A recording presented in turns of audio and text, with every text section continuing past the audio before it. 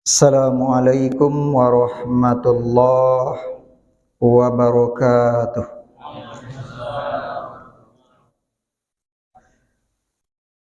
Alhamdulillah, alhamdulillahi rabbil alamin. Allahumma salli wa sallim wa barik ala sayyidina Muhammadin wa ala alihi wa sahbihi ajma'in.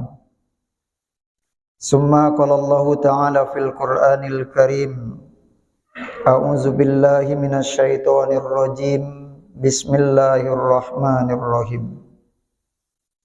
Wa la ta'kulu amwalakum bainakum bil batil wa tudlu biha ilal hukam litakulu fariqam min amwalin nasi bil ismi wa antum ta'lamun. Shadaqallahul azim. Ayat yang kami bacakan tadi adalah surat Al-Baqarah ayat 188,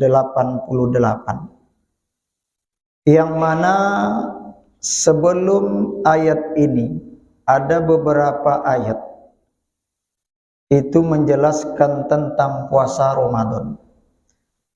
Al-Baqarah 183, 184, 185, 86 dan 87. Sekarang ayat 188, walaupun ayat ini tidak cerita tentang puasa Ramadan lagi, akan tetapi kata ulama dalam kitab tafsir ada munasabah, ada kesesuaian antara ayat ini dengan ayat sebelum. Ibarat rantai itu nyambung, walaupun cerita itu tidak tentang puasa lagi. Dari segi mana ada munasabah ayat ini dengan sebelum? Ayat-ayat sebelum yang kita bacakan tadi, ayat tentang puasa, itu mengajak kita menahan diri daripada makan dan minum, menahan diri daripada mendekati istri, padahal dan lainnya, padahal semua itu milik kita, padahal semua itu sebelumnya halal bagi kita. Dan pada ayat ini bercerita juga menahan.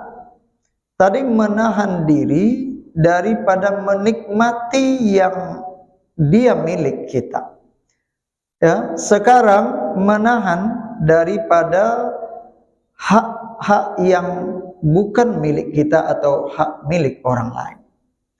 Maka ayat Al-Quran ini menjelaskan wala ta'kulu amwalakum bainakum bil batil. Janganlah kamu makan harta di antaramu dengan cara batil. Wa tudlu biha ilal hukam, dan juga lalu kamu sogok kepada para hakim, litakulu fariqam min amwalin nas, supaya kamu makan sebagian harta manusia bil ismi dengan dosa. Wa antum ta'lamun, padahal kamu tahu semua itu bukan milikmu tapi milik orang lain. Kamu tahu bahwa itu pekerjaan adalah mengandung dosa. Bapak Ibu kaum muslimin yang dimuliakan Allah Subhanahu wa taala. Wala ta'kulu amwalakum bainakum bil batil, seakan-akan Allah memerintahkan kepada kita, ya, sebelumnya kamu, ayat sebelumnya bisa menahan yang halal yang milikmu sendiri. Sekarang coba praktekkan, ya, bahwa kalau kamu bisa menahan dari milikmu sendiri, coba kamu tahan sikap dari hak milik orang lain. Maka jangan kamu makan harta di antaramu dengan batil. Kaum muslimin yang dimuliakan Allah Subhanahu wa taala, ayat ini dipakai kata ta'kulu, makan. Padahal hak orang lain itu tidak sekedar makan saja. Karena kata-kata makan ini akrab dengan kita. makan ini utama bagi kita. Seseorang bertanya kepada yang lain, kamu kemana? Pagi-pagi sekali cari makan. Padahal kalau hanya untuk makan 100.000 sehari cukup. Tapi kadang-kadang yang dibawa pulang hampir setiap hari, kadang itu jauh daripada itu. Intinya kata makan di sini ya tidak maknanya makan saja. Tetapi jangan kamu ambil harta orang lain dengan cara batil. Ya. Kaum muslimin dan muslimat yang dimuliakan Allah Subhanahu wa taala. Mengambil harta orang lain ini kadang-kadang manusia mengambilnya dengan cara zalim. Dipaksa, ditodongkan pisau kepada orang lain atau pistol dan sebagainya. Diancam orang lain, ditarik ya tangan orang untuk mengambil mungkin gelang atau cincin di tangannya. Tak mau tahu apakah dia akan jatuh dari kendaraan dan sebagainya. Yang penting apa yang kita inginkan kita dapatkan. Itu kadang-kadang mengambil harta orang lain. Kadang-kadang mengambil harta orang lain awalnya dia tertawa bersama.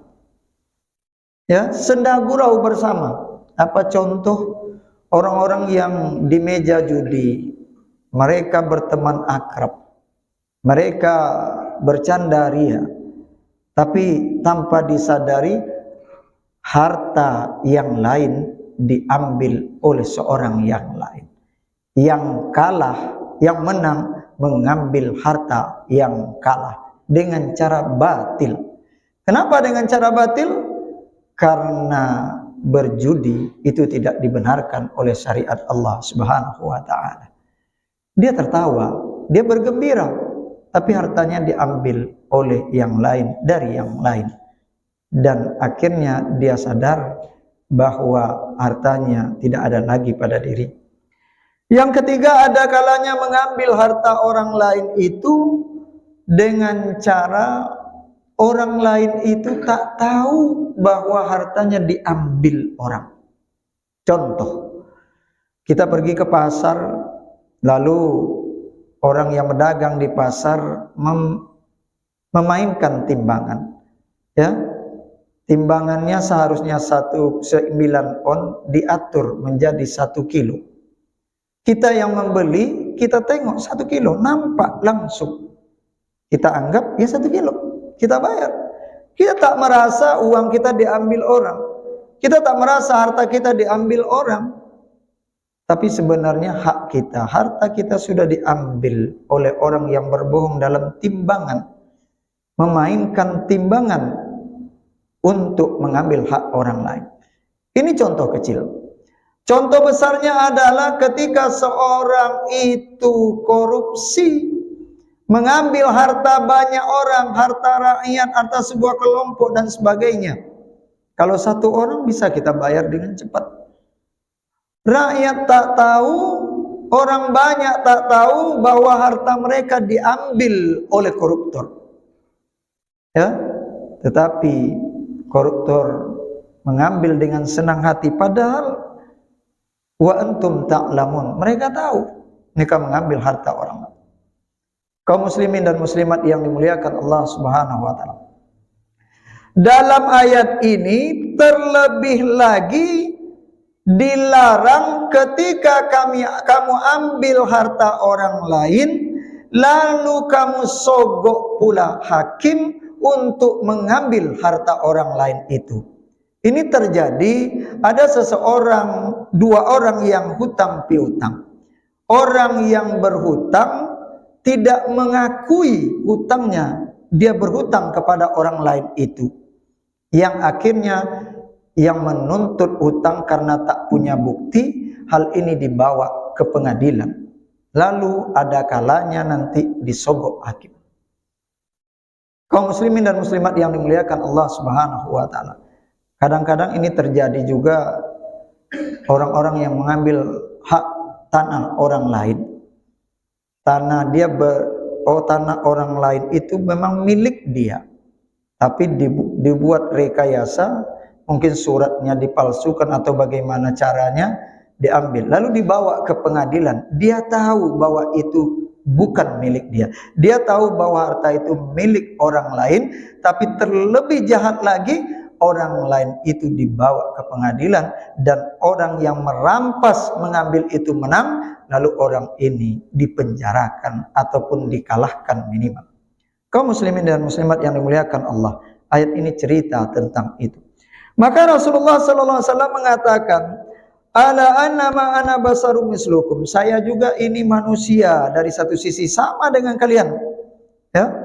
Maka maksud Rasulullah, ada yang bertanya kepadaku tentang hukum, bisa jadi barangkali sebagian kamu merekayasa hukum itu atau merekayasa masalah itu, kata Rasulullah SAW, sehingga aku putuskan sesuatu, ya bisa jadi benar dan bisa jadi itu tidak pas dengan yang seharusnya. Kaum muslimin yang dimuliakan Allah Subhanahu wa taala, maka seorang ini jahat sekali ketika dia mengambil hak orang lain. Bisa jadi dia menyogok hakim untuk menang, atau bisa jadi dia merekayasa masalahnya dengan mencari saksi-saksi palsu. Ya, saksi palsu ini adalah termasuk dosa besar. Kesaksian palsu sampai Rasulullah mengatakan, mau tidak kutunjukkan dosa paling besar di antara dosa besar-besar. Di antaranya syahadatuz zur, kesaksian palsu. Dimainkan, bisa jadi hakim disogok ataupun kesaksian palsu, dibayar orang untuk menjadi saksi tapi kesaksian palsu. Yang penting kita menang. Kita tahu kita salah, kita tahu itu hak orang lain, tapi kita akan usahakan menang dan mendapatkan semua itu. Kaum muslimin dan muslimat yang dimuliakan Allah Subhanahu wa taala, kata ulama, andai kata itu terjadi, maka seorang hakim tidak salah ketika dia menghukum dengan benar. Hakim kalau menghukum dengan benar dan jujur, walaupun yang dimenangkan ketika itu, yang menang ketika itu orang yang jahat, orang yang mengambil harta orang lain, maka hakim tetap dapat pahala satu ketika dia ahli dan dia menghukum dengan benar dan jujur. Karena seorang hakim hanya melihat kepada permasalahan yang ada, kesaksian-kesaksian yang ada, ya bukti-bukti yang ada. Ketika dipelajari bukti dan saksi-saksi yang ada, andai kata seorang itu dimenangkan, hakim hanya memutuskan berdasarkan itu. Maka hakim andai kata salah secara kenyataan, maka hakim dapat pahala satu kalau dia benar dan jujur. Andai kata hakim betul dalam menghukum, dia akan dapat pahala dua. Kaum muslimin dan muslimat yang dimuliakan Allah Subhanahu wa taala. Ya, kata Rasulullah SAW, hakim itu ada tiga bentuk. Ada seorang hakim tidak ahli dalam bidangnya, lalu dia salah menghukum, maka masuk neraka. Ada hakim yang dia menguasai dalam bidangnya, tapi dia tak menghukum dengan benar, ini pun akan masuk neraka. Seorang hakim yang ketiga, seorang hakim yang pakar dan dia menghukum dengan benar, dengan jujur, ini hakim akan masuk surga. Kata ulama menyatakan, seorang hakim juga manusia, dia bisa jadi salah dan dia bisa jadi benar. Ketahuilah, seorang hakim takkan pernah menjadikan yang haram itu menjadi halal sampai hari kiamat, dan menjadikan yang halal menjadi haram sampai hari kiamat. Maknanya apa? Walaupun yang mengambil harta orang lain tadi dengan berbagai macam rekayasa dia menang, maka harta orang itu tetap haram untuknya. Maka yang dimenangkannya itu tetap hak orang lain tadi sampai hari kiamat. Yang diambil hartanya dia dirugikan, tetapi dia tetap berhak sampai ke akhirat nanti. Tetapi yang mengambil walaupun dia menang di sidang di pengadilan, sampai hari kiamat dia tetap dianggap memakan harta orang lain, karena hakim hanya menilai kepada yang nampak daripada sidang pengadilan itu, dari bukti, saksi, dan kesaksian yang terjadi. Kaum muslimin dan muslimat yang dimuliakan Allah Subhanahu wa taala, mudah-mudahan apa yang kita sampaikan pada kali ini bermanfaat bagi kami sendiri dan kita bersama. Jangan kita mengambil harta orang lain, apalagi mengadili, membawa ke pengadilan, memasukkan orang tadi ke dalam penjara, padahal kita tahu itu bukan milik kita, itu adalah milik dia. Padahal kita tahu itu adalah dosa yang besar untuk kita. Subhanaka Allahumma wa bihamdik, asyhadu an la ilaha illa anta, astaghfiruka wa atubu ilaik. Assalamualaikum warahmatullahi wabarakatuh.